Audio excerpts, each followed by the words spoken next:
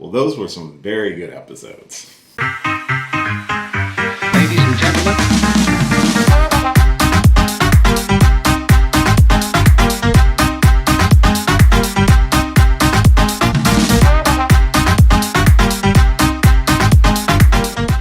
Hey, what's going on, everybody? It's your boy Will. In today's video, I'm doing my spoiler review for episodes 3 and 4 of WandaVision. Now, spoilers incoming. If you have not seen these episodes yet, I highly recommend that you just pause this video and go watch them. They're really, really good episodes. If you initially watched the first 2 episodes and felt like they were very slow or not a lot of stuff happened, trust me, episodes 3 and 4 really explode the series with a lot of information, a lot of new characters, and really gives us an understanding of what's happening, if you didn't already suss it out from the first 2 episodes, and where we can kind of start to speculate what's going to happen towards the end of the season. So with that out of the way, again, spoilers, you've been warned. Let's jump right into it. All right, so episode 3 does pick up in our new 1970s inspired episode of WandaVision, which is in color now, and we get to see Wanda and Vision just enjoying life as usual. And the main focus of this episode completely centers around Wanda's pregnancy. At the end of episode 2, we saw that she just became pregnant, and by the time episode 3 rolls around, she's pretty much ready to pop, which is insane. The episode really focuses on how her pregnancy is affecting her powers and throwing everything into chaos. It's very sitcom-y, it's very cute. And you can tell that Vision is starting to question what's going on. We even get another glimpse of a fracture in this reality where Vision begins to question what's happening. He's concerned that something really, really dangerous happening in their quiet little town. And then the screen kind of glitches. It jumps back to the beginning of Vision talking to Wanda, and of course the dialogue changes. If it is clearly all Wanda's doing. She is perfectly in control of the situation, and any little abnormality that she sees, she feels the need to correct it. Not in a sinister way, more so in like a way of trying to protect this perfect reality, this perfect life that she is experiencing with the man or synthesoid that she loves. We get some weird behavior from the neighbors, Herb, where he starts to cut into the fence and Vision kind of questions it. But of course, the episode moves on. Geraldine makes another appearance. Geraldine is actually Monica Rambeau, who we still don't know specifically what her role is in this idyllic world, but we definitely get more information towards the end of the episode. As we get closer to the end of the episode, Wanda goes into labor, and Geraldine is there to help her deliver the birth of her twins, Billy and Tommy. For those of you who are unaware, Billy and Tommy are the actual comic book names of Wanda's children from the comics. They go on to become Wiccan and Speed and join the Young Avengers. So we definitely, of all the Disney Plus series that are coming out, each one seems to be filtering in a new member of the Young Avengers. I really think the next Avengers movie is going to be a Young Avengers movie. It just kind of seems like it's all falling into place at this point. The episode ends with 2 very important scenes. There's the scene of Vision outside the house talking to the doctor who helped deliver the babies, or mainly there to check on them since Geraldine assisted Wanda in giving birth to the twins. We get a conversation between Vision and the doctor where the doctor was originally supposed to leave to go on vacation, but then he cancels his vacation plans after helping deliver the babies. And Vision asks, why aren't you going on vacation anymore? Because he was like, small towns, it's hard to escape. It's another little thing within the dialogue that actually tells you that something's going wrong. If you haven't figured that out by this point, I don't know what to tell you. There's a lot going wrong. And this is just a slow burn for Vision, who seems to be the only person unaware of what's happening, and we get a better reveal of that in episode 4. And then he also begins to talk to Agnes and Herb, who are on the verge of divulging what is happening. At the same time, Geraldine is having a conversation with Wanda, just, overjoyed over the birth of the twins, and Wanda, for the first time since Age of Ultron, references her twin brother Pietro. Pietro was Quicksilver. For those of you who never saw Age of Ultron, he was killed in that movie. How are you watching this series if you didn't at least watch that? Anyway, that's the first time she's mentioned Pietro in the MCU since his death. And that's a huge moment, and she begins to sing a Sokovian lullaby to the kids. At this point, something happens with Geraldine where she kind of snaps into reality and references something from the real world. she does reference the fact that Pietro was killed by Ultron. This revelation from Geraldine, it becomes very disturbing to watch Wanda's reaction to it, because there's a single tear that drops down where she was like, "What did you just say?" And it becomes this very standoffish moment where at the same time outside, Herb is about to reveal the truth about what's happening before he is abruptly and terrifyingly stopped by Agnes, who shows real fear in her eyes as to don't say anything. They eventually just kind of like, oh, we're going to write it off. We're going to go and do our thing, blah, blah, blah, blah, blah. At the same time, Wanda is inside confronting Geraldine, trying to get information. She notices the sword emblem on her pendant and very menacing look on her face until we get Vision rushing back inside, and Wanda's just admiring the kids, with Vision asking, "Where's Geraldine?" And Wanda very calmly and slowly snapping back into this idyllic television world, like, "Oh, she had to go home, honey." The aspect ratio begins to change, it's really cool. It changes from the normal TV aspect ratio to the movie aspect ratio, and then we see Monica being flung out of this sort of like force field, or it looks very much like a television screen, but she's being flung out of the town, and it's nighttime, and she's being confronted by a lot of SWORD agents who were looking for her or trying to figure out what happened to her. So that's where the episode ends. And it's our first real look at the outside world beyond what we see in WandaVision in the first 3 episodes. Episode 3 really leaves us on that cliffhanger, but episode 4, which I just watched this morning, is really good, gives us our first real episode outside of this alternate reality. I will say this before I talk about the episode. The episode very much serves as kind of an introduction to Monica Rambeau's adult character. Now, the episode begins in a hospital, and a lot of dust particles begin to reform, and it becomes Monica. Monica was, unfortunately, one of the victims of the snap. I love how everything kind of goes back to who was snapped and who wasn't. So Monica was snapped, and she returns in the hospital, because that's where she was when she was snapped. And she's frantically looking for the patient that was in the room. The patient was her mother. She was there for cancer treatment, and apparently the operation was a success, but she's wondering what happened to her mother. And at all this time, people are reappearing left and right, and she finally finds a doctor who she remembers from who performed the mother's surgery. The doctor is clearly confused as to what's happening, sees that Monica has returned, unfortunately tells her that her mother passed away. Monica's obviously confused because she thought the operation was a success, but that was 2 years ago. Her mother died 3 years after Monica disappeared, unfortunately, because the cancer had returned. So I'm a little bummed that we're not going to get this little reunion between Maria and Carol, but hopefully there was some sort of off-screen communication after the events of the snap before Maria passed away between her and Carol. Who knows? The episode really follows Monica before she enters the alternate reality created by Wanda. It returns her to the sword base that's on Earth, and she's talking to the new director, and then that's when she gets the missing persons case and has to go to New Jersey. So Westfield is a town in New Jersey. We have confirmation of that now. This is where Monica meets up with Jimmy Woo, played by Randall Park. He was in the Ant-Man movies. He is returned, and he's still working with the FBI. He was brought out here for this case as well. This is how you're slowly getting all these C and D level MCU characters kind of meeting for the first time because of this sort of reality bending event that is happening that they're still trying to figure out.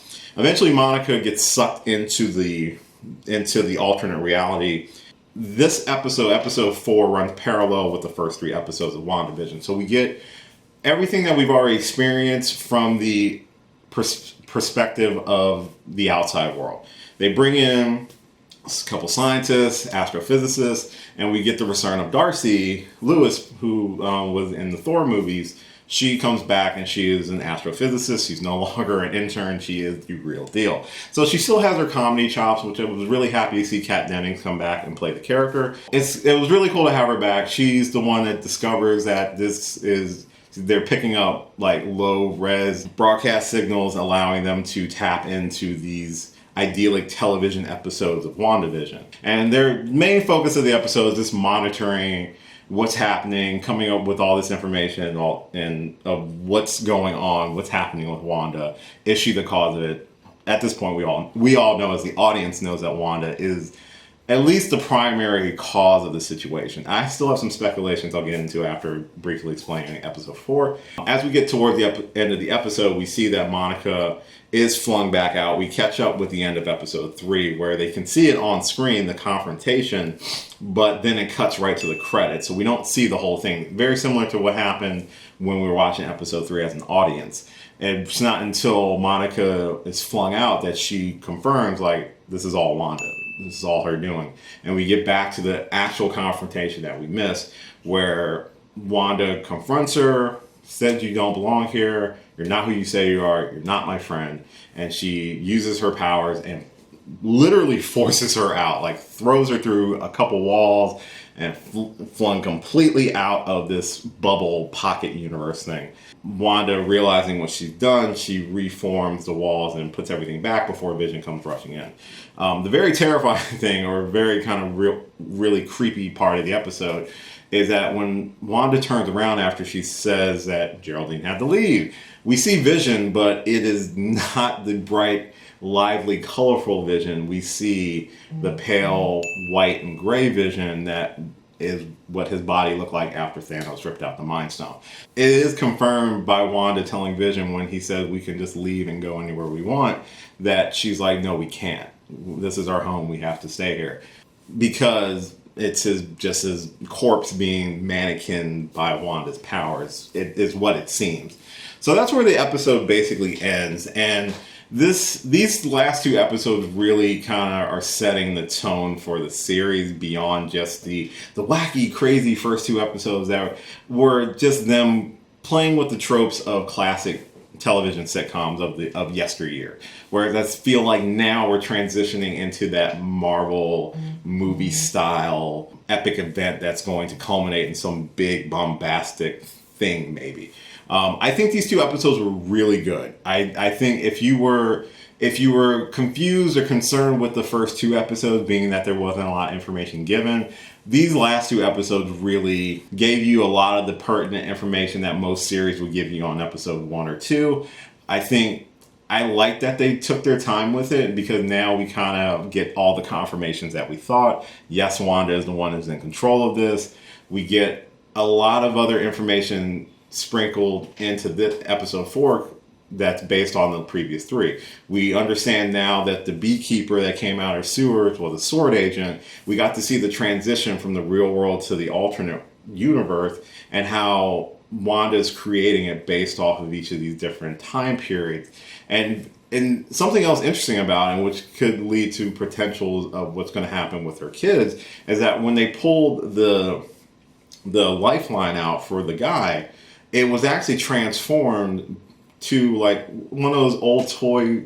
I don't know if you, again, this is probably people my age, but those old toy jump ropes with the little plastic section that you can like whip somebody and hurt and you know, you can break skin with those things if you ever remember them. But that came to the actual real world outside of this alternate universe bubble.